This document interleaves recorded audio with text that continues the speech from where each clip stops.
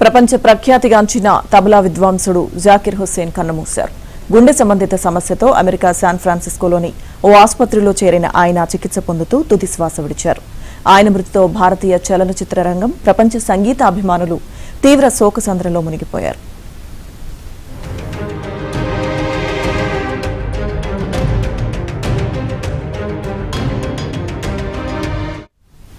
ముంబైలో 1951 మార్చి 9న జన్మించారు జాకిర్ హుస్సేన్. 1990లో భారత ప్రభుత్వం నుంచి Sangeet Natak academy award, Sangeet Natak academy fellowship, 2018లో రత్న సదస్సును అందుకున్నారు.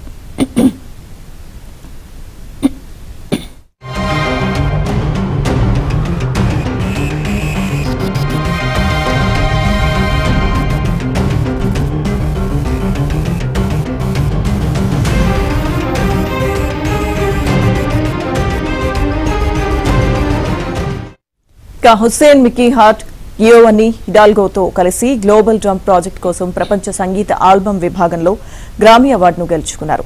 హుస్సేన్ 4 విజయాలతో 7 గ్రామీ అవార్డుల ప్రతిపాదనల వరకు వెళ్లగా ఫిబ్రవరి 2024లో 3 గ్రామీలను కూడా స్వీకరించారు. భారత ప్రభుత్వం ఆయన్ను పద్మశ్రీ, పద్మభూషణ్, పద్మవిభూషణ్లతో సత్కరించింది. 1999లో US national endowment for the arts ద్వారా నేషనల్ హెరిటేజ్ ఫెలోషిప్తో సత్కరించారు. ఇక ఆ తర్వాత ఉస్తాద్ జాకిర్ హుస్సేన్ భారతీయ శాస్త్రీయ సంగీతానికి ప్రపంచ రాయబారిగా గుర్తింపు పొందారు.